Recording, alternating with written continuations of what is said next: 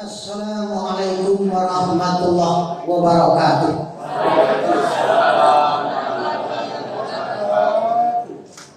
Alhamdulillahilladzi unzila fihil Qur'an hudan lin-nasi wa bayyinatin minal huda wal furqan.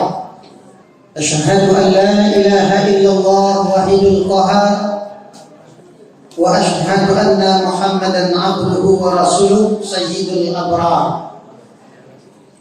Allahumma shalli wa sallim wa barik ala Muhammadin wa ala alihi wa sahbihi wa man tabi'ahum bi ihsanin ila yaumiddin.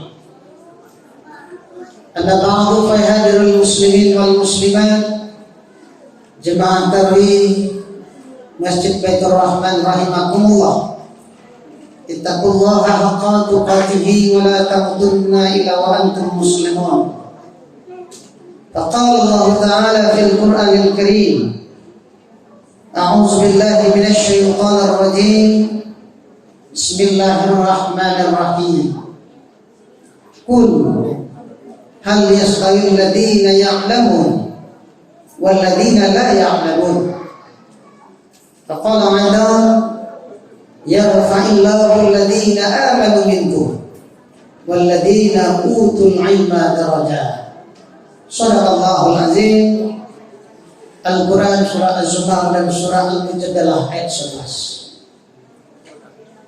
Berlindung kita kepada Allah dari godaan syaitan yang terkutuk dengan nama Allah yang Maha Pengasih Maha Penyayang. Katakanlah Muhammad, apakah sama orang-orang yang berilmu pengetahuan dengan orang-orang yang tidak berilmu pengetahuan? Allah hanya mengangkat derajat orang-orang yang beriman dan orang-orang yang berilmu pengetahuan di antara kamu beberapa derajat. Maha benar Allah dengan segala firman-Nya. Bapak-bapak, ibu-ibu, orang tua kita, sesepuh kita, para sehat dan pengurus Dewan Kemakmuran Masjid Baitur Rahman, Komplek Jalan Utama dan sekitarnya, para pemuda-pemudi, anak-anak kami santriwan-santriwati, umumnya hadirin dan hadirat jemaah tarawih yang dirahmati Allah. Patut kita bersyukur kepada Allah, alhamdulillahirabbil alamin, di malam yang ke-22 ini ya. 23 Malaysia. Lagu 23 ya. Ndak lah boleh. Alhamdulillah, Allah Subhanahu wa taala masih memberikan kepada kita nikmat-nikmat sehat wal afiat sehingga kita dapat mendirikan qiyam Ramadan malam ini. Doa dan harapan kita mudah-mudahan ibadah puasa Ramadan kita tahun ini akan dapat mengantarkan kita menjadi hamba Allah yang benar-benar bertakwa. Amin ya rabbal alamin. Salawat dan salam kita sampaikan kepada Allah buat junjungan kita uswatun hasanah Nabi Muhammad sallallahu alaihi wasallam. Allahumma sholli ala Muhammad wa ala ali Muhammad. Kalau kita kaji secara mendalam Bapak Dario tentang faedah puasa Ramadan ini, sudah sangat luar biasa. Sangat banyak keutamaan, kegunaan atau manfaat yang diberikan puasa Ramadan itu kepada kita. Salah satu disebut oleh Rasulullah di dalam hadisnya, sumu tasihu, berpuasalah kamu agar kamu sehat. Aba'ata Rasul lah 22 hari kepada nibu kita berpuasa bertambah sehat Rasul atau bertambah sakit? Siapa ya? Kalau ada bertambah sakit, kalau ini salah. Apa ya? Ayat salah susah. Kalau ada orang sakit. Profesor Dr. Subuki Abdul Qadir, banyak ujung di belakang Pak. Atas aku doa. Beliau mantan Direktur Utama Rumah Sakit Islam Jakarta, juga mantan Ketua Ikatan Dokter Indonesia. Apa kata beliau? Kata Dr. Suki Abdul Qadir, puasa sehat itu tergantung niat Anda. Jadi niat yang menentukan. Dan salah Bapak dan Ibu yang dipanggil bahwa puasa itu ya ayyuhalladzina amanu man shoma ramadanan imanan. Lebih lanjut, kata Sufi Abdul Qadir, orang yang berpuasa salah niat, tahu Ibu, orang yang berpuasa salah niat, umpama aduh dawa dan puasa dek sagan dengan tuo, itu salah niat yang itu Pak.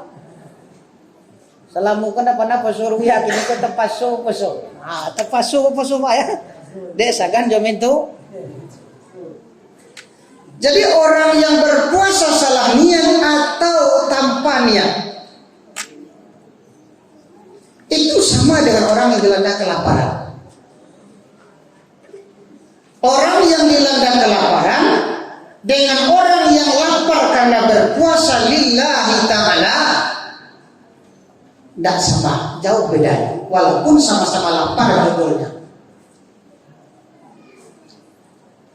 Kalau seseorang Bapak dan Ibu dilanda kelaparan, naluri makan Ibu, ya tinggi taruh, menghayal taruh ni makan, walaupun kena makan dadu, itu orang yang dilanda kelaparan.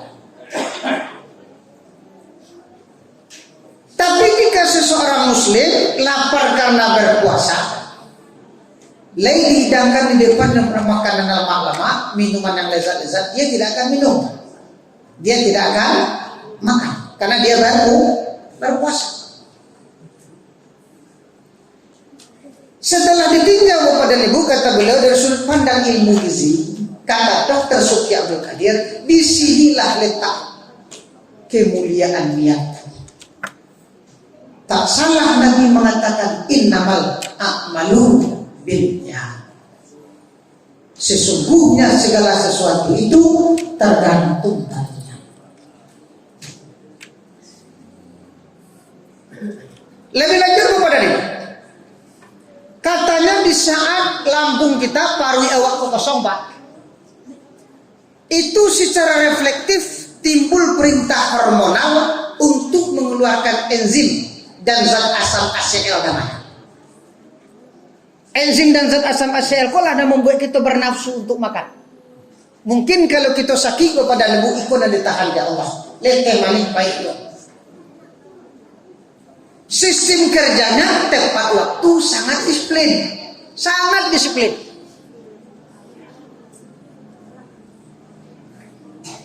Kalau Bapak dan Ibu paru kosong, ya Pak, ini keluar, awak makan langsung ngegiling makanan tersebut. Cuma menurut penelitian beliau, kecenderungan umat Islam Indonesia banyak yang menunda-nunda waktu makan.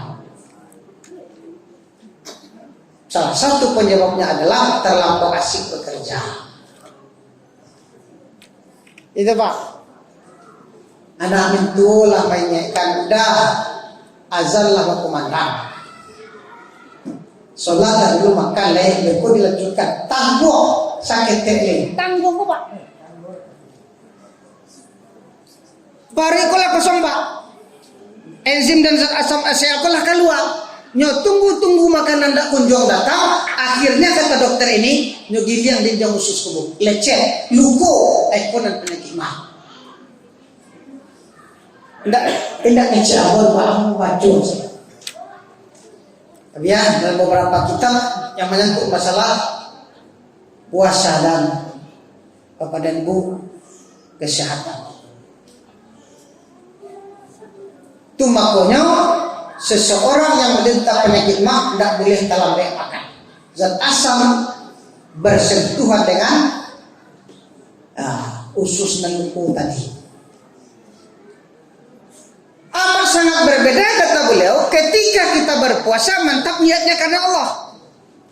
Begitu perut kita kosong, ya enzim dan zat asam ACL mau keluar, langsung timbul perintah dari otak.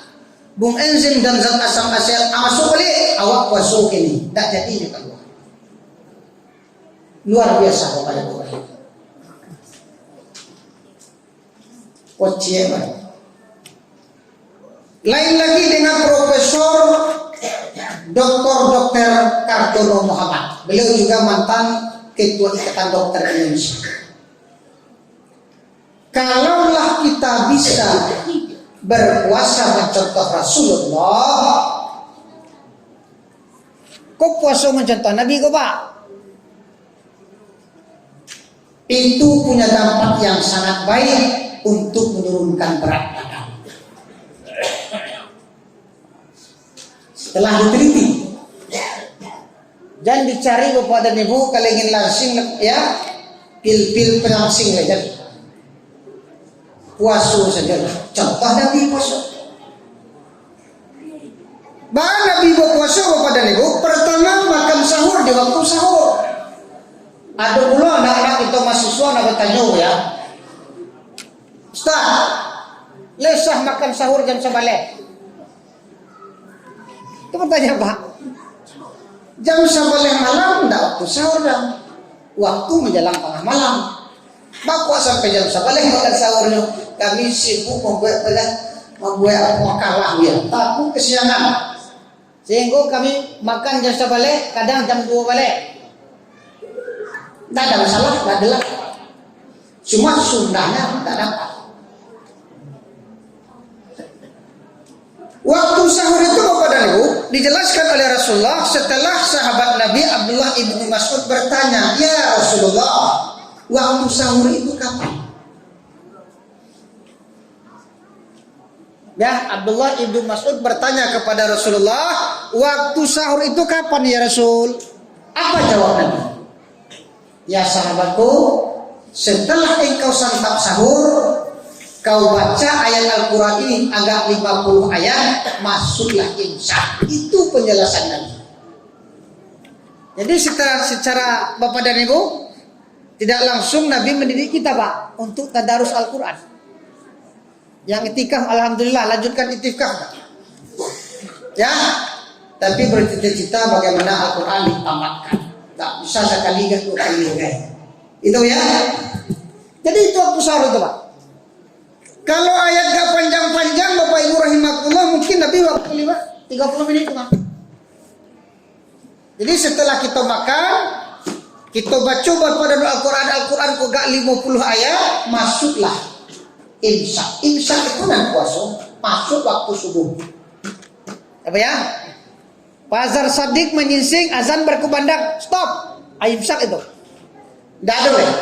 Cuma kalau di ulama itu selama itu karena kehati-hatian ditagih rentang tengah waktu 10 menit. Ya Pak ya? Nah, itu Pak. Imsak berarti yang mengimsak sebenarnya itu adalah azan subuh. Masuk subuh menahan. Jadi Rasulullah itu makan sahur di waktu sahur. Karena makan sahur itu pada Ibu disaksikan banyak malaikat, dan bahkan malaikat itu mendoakan agar kita mendapat rahmat dan berkah dari Allah. Kemudian di siang Ramadan, Rasulullah SAW Bapak dan Ibu tetap mengerjakan aktivitas harian, tetap akan coba. Dia kadang-kadang begitu. Pak kamu jauh ledak keledang dan sawah awak kalau kosoku dari total ya. Itu mengasih kerja.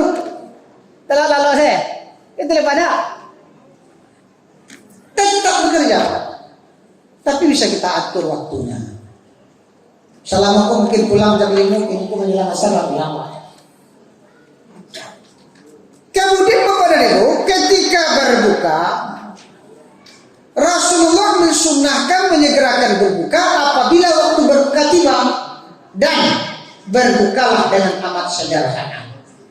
Nanti ajakan Nabi yang sederhana itu Bapak dan Ibu, segelas air zam-zam dan 2-3 butir kurma. Awak lagi 2-3 juga ya, tapi 2-3 butir yang kolak. Ditambahlah 2 sapir yang nasi bubung lo tinggi. Ya, sudah makan tuh, udah ya, makan tuh Pak, ya dah, makan tuh. Kalau parikola di sepanuh parenmu ngantuk di bawah. Malih di bawah. Jadi Bapak Ibu sidang jemaah rahimakumullah, setelah diteliti kata Dr. Kartono Muhammad, orang-orang yang berpuasa mencontoh Nabi tadi, setelah selesai sebulan berpuasa, berat badannya akan berkurang antara 4 sampai 5 kilogram. Itulah teliti Pak. Tapi puasanya pada Nabi tadi. Kadang-kadang Bapak dan Ibu semua ini tidak puasanya ya. Ya, pertukaran makan saja Nabi itu saya mau puas ini kok malah mau puas sampai itu boleh mana Pak makan juga gitu. Ya, hanya beberapa jam ya. Lalu 3 jam atau sahur makan juga. Itu kan pertukaran itu Pak. Dan dia sosial itu mau makan ya, ini kok malah mau makan. Akibatnya kok tidak berkurang berat badan Nabi ya. Tambah lagi Pak, tambah lagi. Ingat, Allah mengingatkan kita dalam Al-Quran, ya ayyuhalladzina amanu kulu wasrabu wa la tusrifu. Hai orang-orang yang beriman, makanlah kamu, minumlah kamu, tapi jangan berlebih-lebihan. Ya Pak ya, tapi kalau ingin sehat, so Nabi tadi Pak. Nah Bapak Ibu sedang jemaah rahimakumullah, lain lagi dengan profesor dokter Dadang Hawari. Saya pernah mengikuti satu seminar yang sangat bergengsi di Italia Romawi, kata beliau tentang obesitas. Masalah berat badan itu Pak. Waktu itu ada seorang dokter muda, tinggi ilmunya, mengemukakan hasil penelitiannya.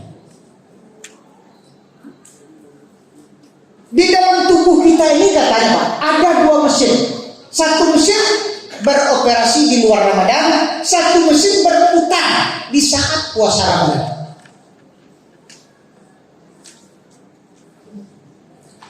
Kalau di luar Ramadan Bapak dan Ibu kita tidak puasa, kalori dan masuk ke dalam tubuh tak terbatas. Kayak Pak, sadunya makan.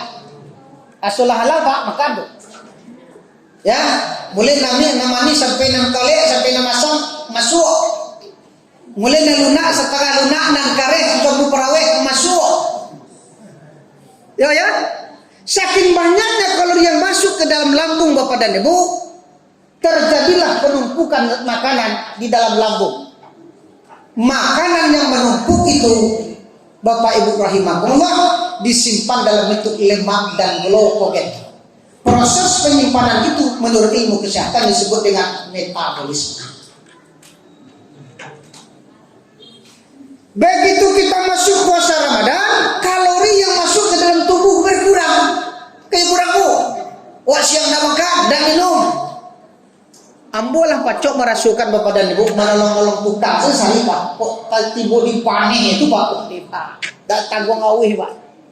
Ayu tak saya beda bu. Ayu sabak tu rasa kabih dia Pak. Tapi ya bakar aja Pak ya.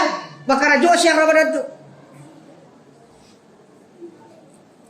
Tapi kalau lalok-lalok itu lah dah Pak tambah lemak badan.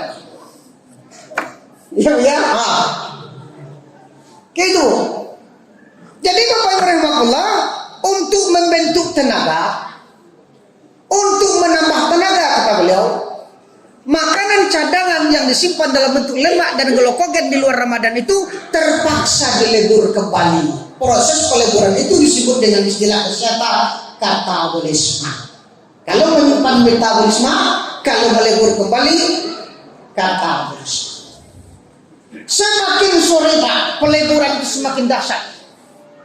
Itu makanya setelah diteliti suhu badan orang yang berpuasa Ramadan, apalagi menjelang berbuka itu naik mencapai 39 bahkan sampai 40 derajat Celcius. Itu makanya Bu, semakin berbuka, semakin berbuka itu bau napas awak tak tangguh harum. Kata Allah dalam hadis qudsi, bau mulut orang yang berpuasa Ramadan tak karu-karuan itu lebih aku sukai kata Allah daripada minyak miskin. Apa ya? Itu kan prosesnya Pak. Nah Bapak Ibu rahimakumullah, kata menurut Dadang Hawari, diteliti di Inggris, suhu tubuh yang mencapai 39-40 derajat Celcius tadi karena berpuasa dapat membunuh bakteri-bakteri penyakit dalam tubuh orang yang berpuasa itu sendiri. Allahu Akbar. Cocok akan disebut Nabi. Sumu tasihu, berpuasalah kamu agar kamu sehat. Yo sehat. Karena sehat terasa besok sulit. Yo sehat. Kamu sehat kan? Baru pertandingan balari agak 2 kilo, dari 2 kilo ya agak 1 meter kamu setelah. Ada pertandingan lari Pak. Agak 200 meter setelah. Memang ringan kita rasakan hal. Pikiran tenang, ya, perasaan nyaman, badan ringan.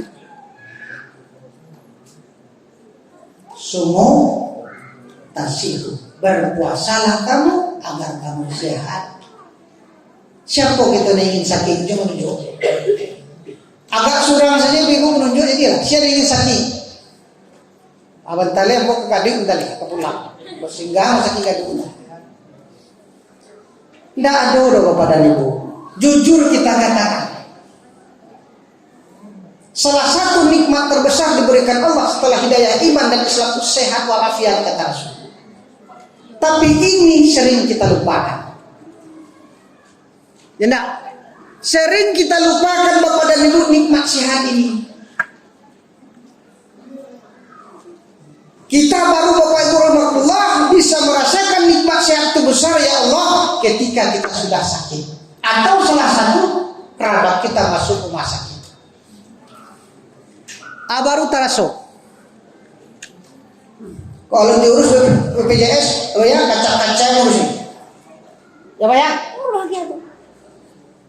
Padahal Bapak dan Ibu nikmat terbesar setelah iman sehat walafiat. Anu piti lain. Piti membersihkan ya. Kalau sehat Bapak dan Ibu sudah dicari Allah dalam diri kita, taruhlah kita orang kaya, dipanggil tiga, makan pantang, ya, garam pantang, ladu pantang, sabun pantang, piti banyak. Lalu, apa ya? Ini harus kita sadar kepada diri. Semua sering memang terjadi dalam kehidupan kita ini. Apalagi dalam masalah rumah tangga.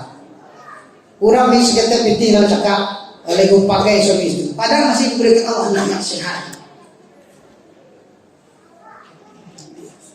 Terakhir, banyak juga Bapak dan Ibu pakar-pakar kesehatan non-Islam yang mencoba menelitinya.